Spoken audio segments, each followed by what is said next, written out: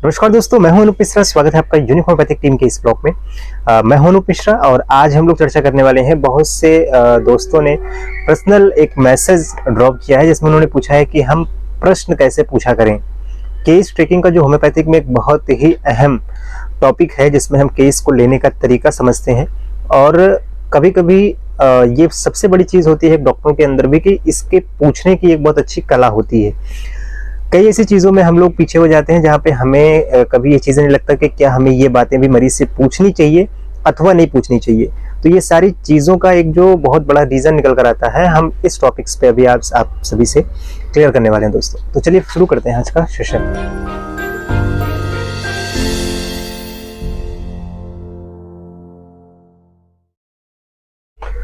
प्रश्न पूछने के जो सिलसिले होते हैं, इसको बहुत ही कंसंट्रेट होकर सुनने वाली चीजें होती हैं। प्रश्न आपको ऐसे हमेशा मरीज से पूछनी चाहिए जिसका जवाब वो आसानी से दे सके।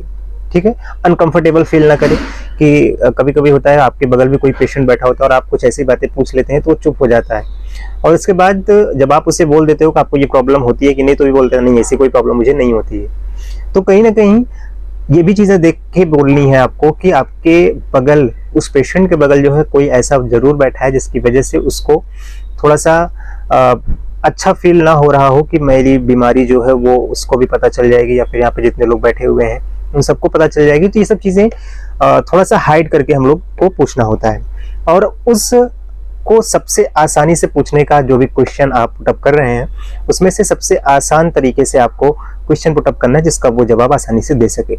हाँ अथवा नहीं में भी जवाब दे सकता है। जैसे आपको पानी पीना अच्छा लगता है या फिर नहीं, तो बोल देगा अच्छा लगता है या नहीं भी अच्छा लगता है। तो इसमें अगर नहीं बोल दिया तब फिर क्यों नहीं लगता है, तो ये सब बात की चीजें हैं।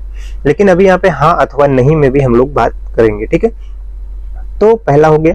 दूसरा हो गया कि सोरस सिफिलिस साइकोसिस जब हम लोग अपने ईयर में पढ़ते हैं तो हमें पेशेंट की कैटेगरी से एक किस कैटेगरी से बिलोंग करता है ये हमें डायग्नोसिस में पकड़ने की आवश्यकता होती है। तो इसके लिए हम कैसे चुनाव करें, तो सीधा आप पूछ सकते हैं कि आपको खाने में क्या चीज़ें पसंद है, खट्टा, मीठा या फिर आपको नमकीन, ऐसी कोई चीज़ें, या किस टाइप की चीज़ों को आप सबसे ज़्यादा पसंद करते हैं। तो ये सारी चीज़ें क्या है कि आपको पेशेंट खुद बताएगा। ठीक है, अगर इसी को आप थोड़ा सा घुमा के पूछेंगे तो आपका समय भी जाएगा और पेशेंट को समझ में भी नहीं आएगा। जैसे अगर मैं आपको दही या फिर नमकीन देता हूँ खाने के लिए, तो आप दोनों में से क्या खाएंगी? तो कहीं ना कहीं अगर वो दोनों भी खाती होगी पेशेंट, तो कहीं ना कहीं सर दही मुझे सम टाइम के लिए अच्छी लगती है, नमकीन मुझे चाय के साथ अच्छी लगती है, या फिर इस तरीके से आप भी जो क्वेश्चन के घेरे में आ जाएंगे और आपको भी थोड़ा सा समय लग जाएगा उस केस को डीप में ले जाके एनालिसिस करने का। तो यहाँ पे ये सारी चीजें बहुत ही ज्यादा पॉइंट करती हैं और यहाँ पे समझने की आवश्यकता होती है। ठीक है, तो पहला टॉपिक हमने बताया कि क्वेश्चन जो भी पूछने होते हैं उसे हाथ व नहीं में पूछना है और जो भी चीजें कैटेगरी से आपको उसमें चुनाव करना है, वो कैटेगरी का चुनाव का जो ऑप्शन है वो आप स्वयं उसको दीजिए। तो आप बेहतर केस एनालिसिस कर पाएंगे और धीरे धीरे आप भी जो है रिपोर्टरी की मदद से, रूब्रिक्स की मदद से आप भी जो है अच्छी मेडिसिन का चुनाव कर पाएंगे। तो आशा है कि आज जो भी आपने क्वेश्चन पूछा था, जिन भाइयों ने यह क्वेश्चन पूछा था, उनका टॉपिक्स क्लियर हो गया होगा। तो मिलेंगे अपने नए वीडियो में दोस्तों, तब तक आप सभी अपना ध्यान रखें, स्वस्थ रहें, मस्त रहें। जय Hind, have a nice day.